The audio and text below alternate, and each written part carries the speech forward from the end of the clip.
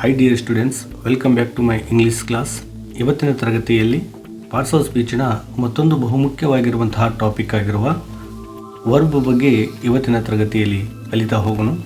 Verb ಅಂತಂದರೆ ಕ್ರಿಯಾಪದ ಅಂತ ನಾವು ಕರಿತೀವಿ. ಇಲ್ಲಿ ವರ್ಬನ್ನು ಕ್ರಿಯಾಪದ ಅಂತ ಕರಿತೀವಿ. ಹಾಗಿದ್ರೆ ವರ್ಬ್ ಅಂತಂದರೆ ಏನು, ಅದರ ಡೆಫಿನಿಷನನ್ನು ಗಮನಿಸೋದಾದರೆ, a verb is word that show an action or moment. ಅಂದರೆ ಒಂದು ವಾಕ್ಯದಲ್ಲಿ ಯಾವ ಪದ ಕೆಲಸವನ್ನು ಸೂಚಿಸ್ತಾ ಇರ್ತಾಯಿತ್ತು ಅಥವಾ ಒಂದು ವಾಕ್ಯದಲ್ಲಿ ಯಾವ ಪದ ಕ್ರಿಯೆಯನ್ನು ಸೂಚಿಸುತ್ತೋ ಆ ಕ್ರಿಯೆಯನ್ನು ಸೂಚಿಸುವಂತಹ ಪದಕ್ಕೆ ವರ್ಬ್ ಅಂತ ಕರಿತೀವಿ. ಫಾರ್ ಎಕ್ಸಾಂಪಲ್ ಹೇಳಬೇಕು ಅಂತಂದರೆ, ರಾಮ್ ರನ್ಸ್ ಅನ್ನುವಂಥದ್ದು, ಇಲ್ಲಿ ರನ್ ಅನ್ನುವಂಥದ್ದು ಓಡುತ್ತಾನೆ ಅನ್ನುವಂಥದ್ದು ಕ್ರಿಯೆಯನ್ನು ಸೂಚಿಸುವಂತಹ ಪದ ಆಗಿರೋದ್ರಿಂದ ಇಲ್ಲಿ ರನ್ಸ್ ಅನ್ನುವಂಥದ್ದು ಕ್ರಿಯಾಪದ ಆಗುತ್ತಾ. ಸಿ ಈಸ್ ಹ್ಯಾಪಿ, ಅವಳು ಸಂತೋಷವಾಗಿದ್ದಾಳೆ. ಇಲ್ಲಿ ಹ್ಯಾಪಿ ಅನ್ನುವಂಥದ್ದು ಒಂದು ವಾಕ್ಯದಲ್ಲಿ ಕೆಲಸವನ್ನು ಸೂಚಿಸುವಂತಹ ಅಥವಾ ಕ್ರಿಯೆಯನ್ನು ಸೂಚಿಸುವಂತಹ ಪದ ಆಗಿರೋದ್ರಿಂದ ಅವಳು ಸಂತೋಷವಾಗಿದ್ದಾಳೆ ಅನ್ನುವಂಥದ್ದು ಇಲ್ಲಿ ಕ್ರಿಯಾಪದ ಆಗುತ್ತಾ. ದೇ ಪ್ಲೇ ಕ್ರಿಕೆಟ್, ಅವರು ಕ್ರಿಕೆಟನ್ನು ಆಡುತ್ತಿದ್ದಾರೆ. ಇಲ್ಲಿ ಪ್ಲೇ ಅನ್ನುವಂಥದ್ದು ಆಡುತ್ತಿದ್ದಾರೆ ಅಂದರೆ ಒಂದು ವಾಕ್ಯದಲ್ಲಿ ಪ್ಲೇ ಅನ್ನುವಂತಹ ಪದ ಕ್ರಿಯೆಯನ್ನು ಅಥವಾ ಅಲ್ಲಿ ಕೆಲಸ ನಡೀಲಾಕತ್ತೈತಿ ಅನ್ನೋದನ್ನು ಸೂಚಿಸೋದ್ರಿಂದ ಇಲ್ಲಿ ಪ್ಲೇ ಅನ್ನುವಂಥದ್ದು ವರ್ಬ್ ಆಗುತ್ತಾ. ಕೈಂಡ್ ಆಫ್ ವರ್ಬ್ ಅನ್ನು ನೋಡೋದಾದರೆ, ಕ್ರಿಯಾಪದದ ವಿಧಗಳನ್ನು ಗಮನಿಸೋದಾದರೆ, ಮೊದಲಿಗೆ ಆ್ಯಕ್ಷನ್ ವರ್ಬ್ ಅಂತ ನಾವು ಕರಿತೀವಿ. ಇಲ್ಲಿ ಕ್ರಿಯೆಯನ್ನು ಸೂಚಿಸುವಂತಹ ಪದ. ಈಗಾಗಲೇ ನಾವು ನೋಡಿದ ಹಾಗೆ ಒಂದು ವಾಕ್ಯದಲ್ಲಿ ಯಾವ ಪದ ಕ್ರಿಯೆ ಅಥವಾ ಒಂದು ಕೆಲಸವನ್ನು ಸೂಚಿಸ್ತಾ ಇರುತ್ತೋ, ಮೂಮೆಂಟ್ ಅಥವಾ ಆ್ಯಕ್ಷನನ್ನು ಸೂಚಿಸ್ತಾ ಇರುತ್ತೋ ಅದನ್ನು ನಾವು ಕ್ರಿಯಾಪದ ಅಂತ ಅಥವಾ ಇಂಗ್ಲೀಷ್ನಲ್ಲಿ ಅದನ್ನು ವರ್ಬ್ ಅಂತ ಕರಿತೀವಿ. ಶೋಸ್ ಆ್ಯನ್ ಆ್ಯಕ್ಷನ್, ಇಲ್ಲಿ ಒಂದು ವಾಕ್ಯದಲ್ಲಿ ಆ್ಯಕ್ಷನನ್ನು ತೋರಿಸುವಂತಹ ಪದ ನಾವು ಆ್ಯಕ್ಷನ್ ವರ್ಬ್ ಅಂತ ಕರಿತೀವಿ. ಇಲ್ಲಿ ಕ್ರಿಯೆಯನ್ನು ಸೂಚಿಸುವ ಪದ ಆಗಿರುತ್ತಾ. ಫಾರ್ ಎಕ್ಸಾಂಪಲ್ ಹೇಳಬೇಕು ಅಂತಂದರೆ, ಸಿ ರೈಟ್ಸ್ ಲೆಟರ್ ಅನ್ನುವಂಥದ್ದು, ಇಲ್ಲಿ ರೈಟ್ಸ್ ಅನ್ನುವಂಥದ್ದು ಏನಾಗುತ್ತೆ, ವರ್ಬ್ ಆಗುತ್ತಾ. ಯಾವ ವರ್ಬ್ ಆಗುತ್ತಾ ಅಂದ್ರೆ ಆ್ಯಕ್ಷನ್ ವರ್ಬ್ ಅಂತ ನಾವು ಕರಿತೀವಿ. ಇಲ್ಲಿ ದೇ ಪ್ಲೇ ಫುಟ್ಬಾಲ್, ಇಲ್ಲಿ ಪ್ಲೇ ಅನ್ನುವಂಥದ್ದು ಕೂಡ ಆ್ಯಕ್ಷನ್ ವರ್ಬ್ ಅಂತ ಕರಿತೀವಿ. ದ ಬಾಯ್ ರನ್ಸ್ ಫಾಸ್ಟ್, ಇಲ್ಲಿ ರನ್ಸ್ ಅನ್ನುವಂಥದ್ದು ಆ್ಯಕ್ಷನ್ ವರ್ಬ್ ಅಂತ ನಾವು ಇಲ್ಲಿ ಕರಿತೀವಿ. ಕ್ರಿಯಾಪದದ ಮೊದಲನೆಯ ವಿಧ ಯಾವುದು ಅಂತಂದರೆ ಆ್ಯಕ್ಷನ್ ವರ್ಬ್. ಆ್ಯಕ್ಷನ್ ವರ್ಬ್ ಅಂತಂದರೆ ಕ್ರಿಯೆಯನ್ನು ಸೂಚಿಸುವ ಪದ ಆಗಿರುತ್ತಾ. ಕೆಲವೊಂದಿಷ್ಟು ಎಕ್ಸಾಂಪಲ್ಸ್ಗಳನ್ನು ರೈಟ್ಸ್ ಆಗಲಿ, ಪ್ಲೇ ಆಗಲಿ, ರನ್ಸ್ ಆಗಲಿ ಇವೆಲ್ಲವೂ ಕೂಡ ಆ್ಯಕ್ಷನ್ ವರ್ಬ್ ಅಂತ ನಾವು ಕರಿತೀವಿ. ಇನ್ನು ನೆಕ್ಸ್ಟು ಕೈಂಡ್ ಆಫ್ ವರ್ಬನ್ನು ನೋಡೋದಾದರೆ, ಹೆಲ್ಪಿಂಗ್ ವರ್ಬ್ ಅಥವಾ ಆಕ್ಸಿಲರಿ ವರ್ಬ್ ಅಂತ ನಾವಿಲ್ಲಿ ಕರಿತೀವಿ. ಹೆಲ್ಪಿಂಗ್ ವರ್ಬ್ ಅಂತ ನಿಮ್ಗೆ ಗೊತ್ತಿರುವಂಥದ್ದು ಸಹಾಯಕ ಕ್ರಿಯಾಪದ ಅಂತ ನಾವು ಕರಿತೀವಿ. ಸಹಾಯಕ ಕ್ರಿಯಾಪದಕ್ಕೆ ಇನ್ನೊಂದು ಆಕ್ಸಿಲರಿ ವರ್ಬ್ ಅಂತ ಕೂಡ ಕರಿತೀವಿ ನಾವು. ಆಕ್ಸಿಲರಿ ವರ್ಬ್ ಅಂದರೂ ಕೂಡ ಒಂದೇ, ಸಹಾಯಕ ಕ್ರಿಯಾಪದ ಅಂದರೂ ಕೂಡ ಒಂದೇ. ಇಲ್ಲಿ ಆಕ್ಸಿಲರಿ ವರ್ಬ್ಗೆ ನಾವು ಜಾಸ್ತಿಯಾಗಿ ಹೆಲ್ಪಿಂಗ್ ವರ್ಬ್ ಅಂತ ಕರಿತೀವಿ. ಹೆಲ್ಪಿಂಗ್ ವರ್ಬ್ ಅನ್ನೋದೇ ರೂಢಿಯಲ್ಲಿರೋದ್ರಿಂದ ನಾವು ಸಹಾಯಕ ಕ್ರಿಯಾಪದಗಳನ್ನ ಹೆಲ್ಪಿಂಗ್ ವರ್ಬ್ ಅಂತ ಕರಿತೀವಿ. ಹಾಗಾದರೆ ಹೆಲ್ಪಿಂಗ್ ವರ್ಬ್ ಅಂತಂದರೆ ಏನು, ಆಕ್ಸಿಲರಿ ವರ್ಬ್ ಅಂತಂದರೆ ಏನು? ಹೆಲ್ಪ್ಸ್ ದ ಮೈನ್ ವರ್ಬ್ ಅಂದರೆ ಮುಖ್ಯ ಕ್ರಿಯಾಪದಕ್ಕೆ ಸಹಾಯ ಮಾಡುವ ಕ್ರಿಯಾಪದ ಅಂತ ಕರಿತೀವಿ. ಅಂದರೆ ಯಾವುದು ಒಂದು ವಾಕ್ಯದಲ್ಲಿರುವಂತಹ ಮುಖ್ಯ ಕ್ರಿಯಾಪದಕ್ಕೆ ಸಹಾಯವನ್ನು ಮಾಡುತ್ತೋ ಆ ಸಹಾಯವನ್ನು ಮಾಡುವಂತಹ ಪದವನ್ನು ನಾವು ಹೆಲ್ಪಿಂಗ್ ವರ್ಬ್ ಅಥವಾ ಸಹಾಯಕ ಕ್ರಿಯಾಪದ ಅಂತ ಕರಿತೀವಿ. ಫಾರ್ ಎಕ್ಸಾಂಪಲ್ ಹೇಳಬೇಕು ಅಂತಂದರೆ, ಸಿ ಈಸ್ ರೀಡಿಂಗ್, ಇಲ್ಲಿ ರೀಡಿಂಗ್ ಅನ್ನುವಂಥದ್ದು ಮುಖ್ಯ ಕ್ರಿಯಾಪದ. ಈ ಮುಖ್ಯ ಕ್ರಿಯಾಪದಕ್ಕೆ ಸಹಾಯ ಮಾಡುವಂತಹ ಸಹಾಯಕ ಕ್ರಿಯಾಪದ ಯಾವುದು ಅಂತಂದರೆ ಈಸ್. ಇಲ್ಲಿ they have finished the work ಅಂತದ.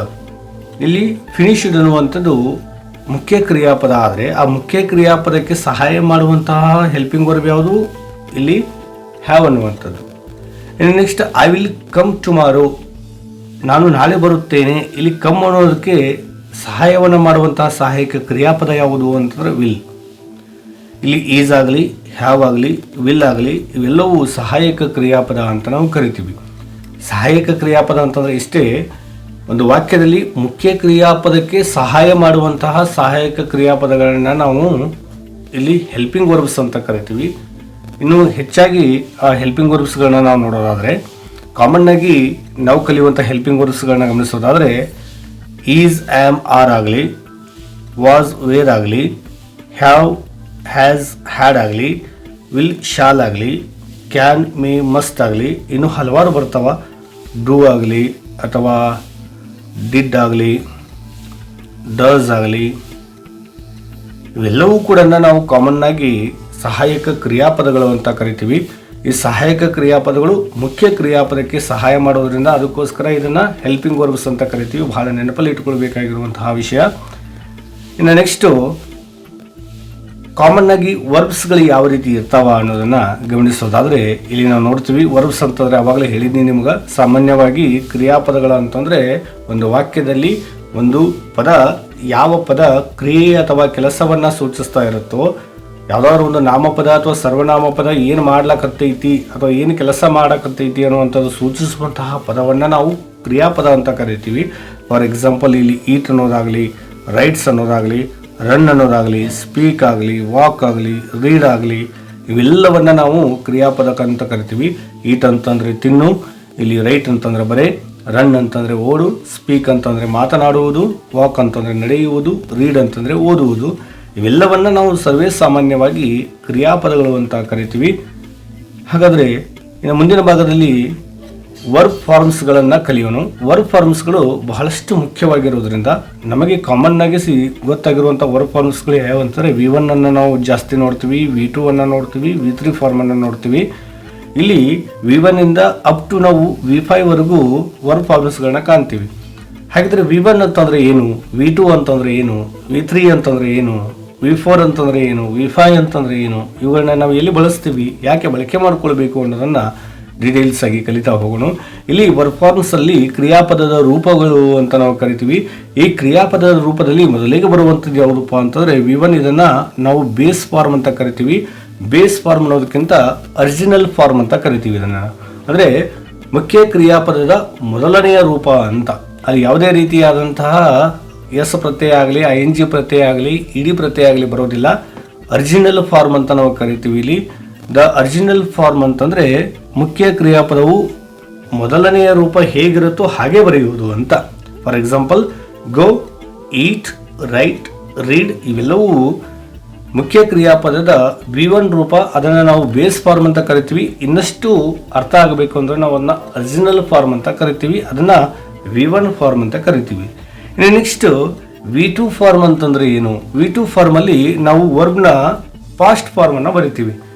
ಅಂದರೆ use to show the past action, ಎಲ್ಲಿ ಭೂತಕಾಲದ ಕ್ರಿಯೆಯನ್ನು ಸೂಚಿಸೋಕೆ ಯಾವುದಾದ್ರೂ ಒಂದು ಕೆಲಸ ಮುಗಿದು ಹೋಗಿತ್ತು ಅಂತಂದ್ರೆ ಆ ಮುಗಿದು ಹೋಗಿರುವಂತಹ ಕೆಲಸದ ಬಗ್ಗೆ ಸೂಚಿಸುವಾಗ ನಾವು ವರ್ಬ್ನ ಪಾಸ್ಟ್ ಫಾರ್ಮನ್ನು ಬರಿತೀವಿ. ಫಾರ್ ಎಕ್ಸಾಂಪಲ್ ವೆಂಟ್ ಆಗಲಿ, ಈಟ್ ಇದ್ದಿದ್ದು ಏಟ್ ಆಗುತ್ತಾ, ರೈಟ್ ಇದ್ದಿದ್ದು ರೋಟ್ ಆಗುತ್ತಾ, ರೀಡ್ ಆಗಲಿ, ಇವುಗಳನ್ನು ನಾವು ಕ್ರಿಯಾಪದದ ಭೂತಕಾಲದ ರೂಪಗಳು ಅಂತ ಕರಿತೀವಿ. ಈ ಭೂತಕಾಲದ ರೂಪಗಳನ್ನು ತೋರಿಸುವಂಥ ವರ್ಬ್ ಫಾರ್ಮ್ಸ್ ಯಾವುದು ಅಂತಂದರೆ ಇಲ್ಲಿ V2 ಅಂತ ಕರಿತೀವಿ.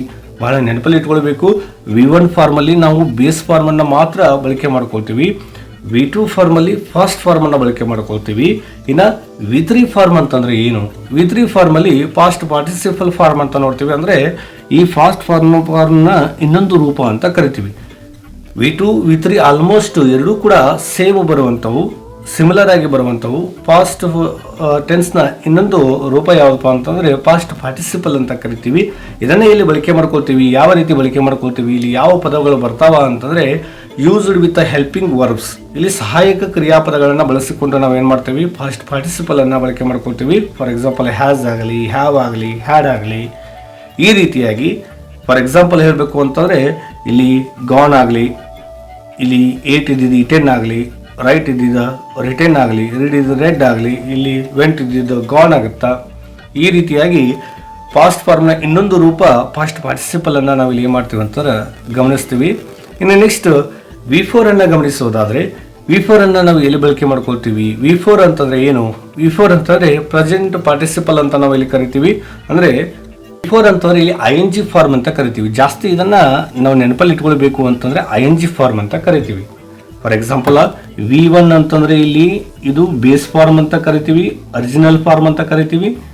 V2 ಅನ್ನು ನಾವು ಫಾಸ್ಟ್ ಫಾರ್ಮ್ ಅಂತ ಕರಿತೀವಿ. V3 ಅನ್ನು ನಾವು ಪಾಸ್ಟ್ ಪಾರ್ಟಿಸಿಪಲ್ ಫಾರ್ಮ್ ಅಂತ ಕರಿತೀವಿ. ಇಲ್ಲಿ V4 ಅನ್ನು ING ಫಾರ್ಮ್ ಅಂತ ನಾವು ಕರಿತೀವಿ.